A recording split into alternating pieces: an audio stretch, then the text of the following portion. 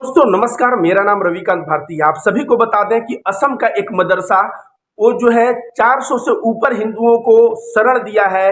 आप सभी जानते हैं असम में बाढ़ आया है, तो जो लोग कहते हैं मदरसे में आतंकवादी बनाए जाते हैं और मदरसा जो है आतंकवाद का अड्डा है। अगर आतंकवाद का अड्डा है तो सोचो ऐसे आतंकवादी लोग कितने लोगों को शरण दिए हैं। 500 हिंदुओं का जान बचाए हैं। यह मैं रविकांत भारती नहीं कह रहा हूं, बीबीसी पे जाके देखो, वहां पत्रकार पहुंच के और विधिवत वहां दिखाया है कि कितने नंबर में हिंदू उस मदरसे के शरण में है। और उस मदरसे के मुसलमान सेवा भाव से और उनको हर एक फैसिलिटी दे रहे हैं। आपको बता दें कि आसाम में बहुत भयानक बाढ़ आया था। आप सभी को याद होगा कि जब महाराष्ट्र के विधायक आसाम में पहुंचे थे तो लोग कह रहे थे कि पहले तो आसाम को बाढ़ मुक्त करने की जरूरत है, तो यहां आसाम से राजनीति चल रही है। तो सोचिए उस बाढ़ में अगर कोई सहारा दिया है तो मदरसे के कुछ मुसलमान सामने आए और उस मदरसे में लोगों का सहारा दिए, बहुत सारे हिंदू लोगों का सहारा दिए। ये असम का मुख्यमंत्री मदरसे पे हमेशा टूटा रहता है। मदरसे और जो अंधभक्त गोबर भक्त हैं ये तो साफ कहते हैं कि मदरसे में आतंकवाद की पढ़ाई होती है।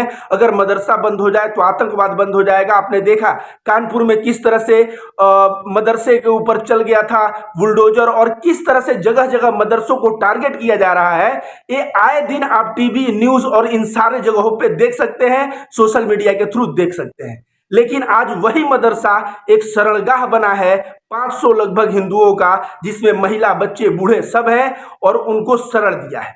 तो मदरसे को जो आतंकवादी आतंकवादी कहा जाता है, मैं बता दूं कि राजा राम मोहन राय पता है मदरसे में पढ़ाई किए थे। आपको भारत के बहुत जो समाज सुधारक थे, जिन्होंने विधवा विवाह शुरू किया, जिन्होंने सती प्रथा जैसे कुप्रथा का अंत किया, और ऐसे तमाम समाज सुधारक आप देखेंगे तो मदरसे में ही पढ़े हैं। लेकिन इन अंधभक्तों को, इन गोबर भक्तों को, इन नफरतबाजों को मदरसे से बहुत ज्यादा जलन होती है। इसके 3 कारण हैं। पहला कारण यह है कि मदरसा जब आया तो मदरसा ने शिक्षा देना शुरू किया और वो शिक्षा सबके लिए फ्री कर दिया, जबकि मनुवाद के अनुसार आप शिक्षा दे सकते हैं लेकिन दलितों को शिक्षा से वंचित रखिए।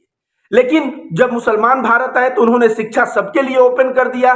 तो इन मनुवादियों को डर हो गया कि दलित और आदिवासी ये सब शिक्षित हो जाएंगे तो बहुत बड़ा बवाल हो जाएगा, और इसके वजह से उनके जहन में डर बैठा और वो मदरसे को बदनाम करना शुरू कर दिए। आप सभी को बता दें, फादर पेस्टर जो है उड़ीसा में आदिवासियों को शिक्षा दिया करते थे और उनको जिंदा जला दिया गया उनके 2 बच्चों के साथ, और यह कहते हुए कि ये धर्मांतरण करते हैं। बाद में अडवाणी उस वक्त होम मिनिस्टर थे, उन्होंने जांच बैठाया तो पता चला यह बंदा ऑस्ट्रेलिया से आके यहाँ पे आदिवासियों को शिक्षा दे रहा था, एक आदमी का धर्म परिवर्तन नहीं किया था। तो इनको, और वहीं चले जाइए सेंट थॉमस में, सेंट ऑगस्टिन में, जो शहरों में जो ईसाई चलाते हैं मिशनरी स्कूल, उसमें आरएसएस, विश्व हिंदू परिषद, बजरंग दल, ये सभी बड़े बड़े नेता अपने बेटे को उन अंग्रेजी माध्यम से पढ़ने के लिए उन ईसाई स्कूलों में भेजते हैं। तो कहने का मतलब इनको ईसाइयों से दुश्मनी नहीं है, इनको मुसलमानों के शिक्षा संस्थान मदरसे से दुश्मनी नहीं है, इनको दुश्मनी है तो इसलिए है कि तुम आदिवासी को शिक्षित कर दोगे तो अपने राइट्स का डिमांड करने लगेगा, तुम दलित को शिक्षित करोगे तो वे अपने अधिकार को जान जाएगा, और जब अधिकार जान जाएगा तो दबाया नहीं जाएगा और अपने अधिकार की मांग करते हुए सड़क पे आ जाएगा। इस वजह से आप देखेंगे तो फादर पेस्टर और तमाम क्रिश्चियन मिशनरीज की आदिवासी एरिया में बजरंग दल के द्वारा जला दिया जाता है, मार दिया जाता है, और जो मदरसे हैं उनको आतंकवाद का अड्डा बताया जाता है। क्योंकि मदरसा से ही अगर देखा जाए ज्योतिबा फूले या बड़े बड़े दलित समाज सुधारकों का आप नाम ले लीजिए, तो यह इसलिए भारत में पैदा हो पाए क्योंकि भारत में मुसलमान आए और यहां शिक्षा सभी के लिए फ्री कर दिया। एक तो पुष्पेंद्र कुलश्रेष्ठ है। पुष्पेंद्र कुलश्रेष्ठ कहता है कि भारत के संविधान में एक आर्टिकल है 30A, और आर्टिकल 30A के अनुसार भारत में हिंदू धर्म का कोई भी स्कूल खोल के शिक्षा नहीं दिया जा सकता, जबकि मुसलमान जो है आर्टिकल 30 के अनुसार मदरसा खोल के अपने धर्म की शिक्षा दे सकते हैं और सारे लोग अपने धर्म की शिक्षा दे सकते हैं हिंदू धर्म छोड़ के। मैं जब भारत का संविधान को इतना लिबरल संविधान मानता हूं, मैं जब संविधान उठाया, दोस्तों आपको बता दें कि आर्टिकल 30A है ही नहीं। ऐसे लोगों को, आज जुबेर जेल में है, आज उमर खालिद जेल में है, लेकिन इस तरह से खुलेआम नफरत परोसने और भारत के संविधान को गलत आर्टिकल बताने, जो आर्टिकल भारत के संविधान में नहीं है वैसा आर्टिकल बता के दंगा फसाद और नफरत फैलाने वाला पुष्पेंद्र कुलश्रेष्ठ आज भी मार्केट में घूम रहा है। आप सभी को बता दें कि भारत में इस्कॉन टेम्पल है जो भक्ति वेदांता सोसाइटी के तहत भागवत गीता की शिक्षा देता है, बहुत सारे वेदांतिक स्कूल हैं। तो ये पुष्पेंद्र कुलश्रेष्ठ ऐसा कहता है कि हिंदू शिक्षा नहीं दे सकता, यह गलत है। और आर्टिकल 30A है ही नहीं, आर्टिकल 30 है जिसके अनुसार अल्पसंख्यक लोग अपने धर्म और किसी भी तरह का तालीम शिक्षा ले सकते हैं इंस्टीट्यूट खोल के।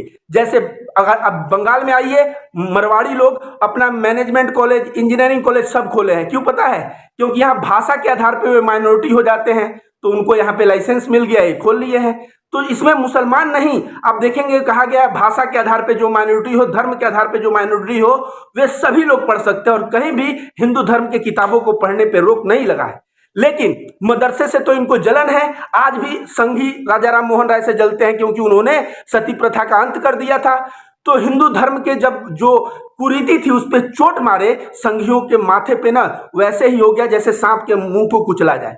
इसलिए वो तड़प गए और तड़पने के पश्चात जो है उन लोगों ने बदनाम करने लगा शिक्षा का। दूसरा कारण क्या है? दूसरा कारण, अगर मुसलमान मदरसे से शिक्षा ले रहा है, आज एसएससी, बैंक, रेलवे, यूपीएससी तक में भी मदरसे के कुछ छात्र एग्जाम निकाल ले रहे हैं। ये चौहान की आपको याद है यूपीएससी जिहाद, जब मुसलमान ज्यादा यूपीएससी में रिजल्ट आए थे, यूपीएससी जिहाद नामक प्रोग्राम ही लेते आया था, सुप्रीम कोर्ट ने उस प्रोग्राम पे रोक लगाया।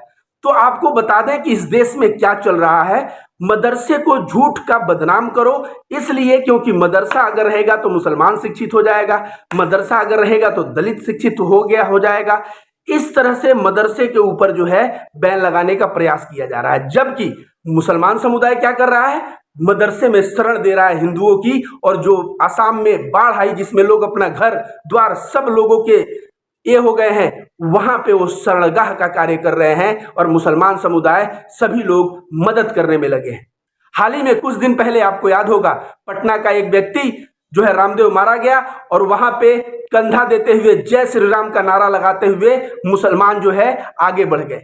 आप समझिए, जय श्री राम बोलो नहीं तो मारेंगे, जय श्री राम बोलो नहीं तो मारेंगे कहने वाले को मुंह पे इतना तमाचा जबरदस्त मारा मुसलमान परिवार ने। रामदेव उनके परिवार में 25 वर्षों से रहते थे। उनका जब लेके जा रहे थे 100 तो बोले राम नाम सत्य है, राम नाम सत्य है, राम नाम सत्य है का नारा लगा के इन अंधभक्तों के मुंह पे कालिक पोत दिया। एक तरह से नफरतबाज गिरते जा रहे हैं, नफरत की प्रकाष्ठा पार करते जा रहे हैं। और दूसरे तरफ से मुसलमान समुदाय उदारता का प्रतीक बन रहा है, वो मदरसे से लोगों की सेवा कर रहा है, वो लोगों का अंतिम संस्कार कर रहा है। ये तो छोड़ो, ये नफरती राज ठाकरे जब कहा था ना कि मस्जिद के सामने हम जोर से हनुमान चालीसा बजाएंगे, तो पुणे के कुछ मुसलमान बोले थे ठीक है मस्जिद के सामने आप हनुमान चालीसा बजा लेना, लेकिन हम लोग शरबत पिलाएंगे। सोचिए, ये मुसलमान समुदाय बहुत अच्छे से जानता है। और राज ठाकरे उसके बाद डुबकी लगाया, अपना मुंह बंद किए, गायब हो गया। मुसलमान समुदाय जानता है कि नफरत का जवाब जो है प्यार से देना है, और नफरत का जवाब जब प्रेम से दोगे तो नफरत शर्माएगा और पीछे भागेगा, जैसे राज ठाकरे भागा। तो आप सभी को बताऊं कि 2014 के बाद जिस तरह से मुसलमान समुदाय को बदनाम करने के लिए तरह तरह से प्रोपोगंडा चलाया जा रहा है, जबकि मुसलमान समुदाय, आपको बता दें, लॉकडाउन हुआ था, मजदूर महाराष्ट्र में फंसे, जब रास्ते में आ रहे थे तो कितने मदरसे और कितने मुसलमान रास्ते में सेवा का कार्य कर रहे थे। इसके बाद बता दें, ऑक्सीजन की कमी हुई तो मदरसों के द्वारा, मुसलमान मदरसों के संगठन के द्वारा ऑक्सीजन, बहुत हद तक ऑक्सीजन इन लोगों ने वितरण किया। कोविड क्राइसिस हुई तो बेड से लेके हर एक चीज। तो देखा जाए, जब बुरे वक्त में मदरसा उदार बनता है तो हम जो है इस मदरसे को आतंकवाद का अड्डा बताते हैं। अड्डा बताने वाले लोगों से पहले उनके गिरेबान को पकड़ के पूछो कि बताओ कौन से मदरसे में आतंक का अड्डा है, लेके जाओ उसको मदरसे पे और बताओ वहां पे बच्चों को, छोटे छोटे बच्चों को धार्मिक शिक्षा दी जाती है। अभी इनको शिक्षा, देखिए मदरसे का मतलब समझ लीजिए, वहां धर्म की शिक्षा दी जाएगी, कुरान और हदीस की, इसके बाद प्राथमिक की शिक्षा दी जाएगी, उसके बाद मिडिल स्कूल की शिक्षा दी जाएगी, उसके बाद हाई स्कूल की शिक्षा दी जाएगी। इतने शिक्षा की व्यवस्था वहां रहती है। अब लोग जो कह रहे हैं धर्म की शिक्षा क्यों, आजकल लोग जो है ना MBA BTech सब कर ले रहे हैं और सब करने के पश्चात भी अपने माता पिता को छोड़ दे रहे हैं वृद्धाश्रम में जाने के लिए, और जो है उनको संस्कार नहीं रहता। तो कहा जाता है वो तो पढ़े हैं, हॉस्टल में रह के तुम एमबीए सब कुछ करवा दिए हो, लेकिन उनके अंदर संस्कार डेवलप नहीं हुआ। तो ये जो मदरसा है या इस्कॉन टेम्पल का जो विद्यालय है, ये सभी विद्यालय क्या करते हैं, शिक्षा तो देते ही हैं, लेकिन नैतिक मूल्य के लिए उनके अंदर धर्म की शिक्षा देते हैं, ताकि यह बंदा नैतिकता पे रहे, अपने माँ बाप की कदर करे, समाज में सभी लोगों से अच्छा से मिले, एक अच्छा जीवन बिताए। इस वजह से जो है मदरसे में धर्म की शिक्षा दी जाती है। तो भारत का मदरसे का अगर इतिहास पढ़ोगे ना, तो भारत का मदरसा इतना कुछ दिया है, भारत को इतना कुछ दिया है। नहीं तो आज लड़कियां ना, सती प्रथा जिंदा जला दी जाती थी, वही हसरा आज भी होता। कहीं ना कहीं राजा राम मोहन राय का देन है, और राजा राम मोहन राय ने जाके मदरसे से शिक्षा ली कि नहीं, ये जाके तुम लोग पता करो। तो आप सभी हिंदू भाइयों से मैं कहूंगा कि देखिए किस तरह से मदरसे से लोग शरण देके और हिंदुओं का सेवा कर रहे हैं। लॉकडाउन में किस तरह से सेवा किया, ऑक्सीजन के अभाव में किस तरह से सेवा किया। ओवरऑल कोई भी मदरसा आप अगर कहेंगे आतंक का अड्डा है, तो जाके वहां पे बैठिए 2-4 दिन क्लास में, देखिए कैसे आतंक का अड्डा है। क्योंकि हम लोग कान से सुनी सुनाई बातों पे भरोसा कर लेते हैं। और पुष्पेंद्र कुलश्रेष्ठ नामक व्यक्ति जो कहता है आर्टिकल 30A जो संविधान में है ही नहीं, नफरत, ऐसे नफरत फैलाने वाले लोगों के चक्कर में आप कदापि न पड़िए। धन्यवाद।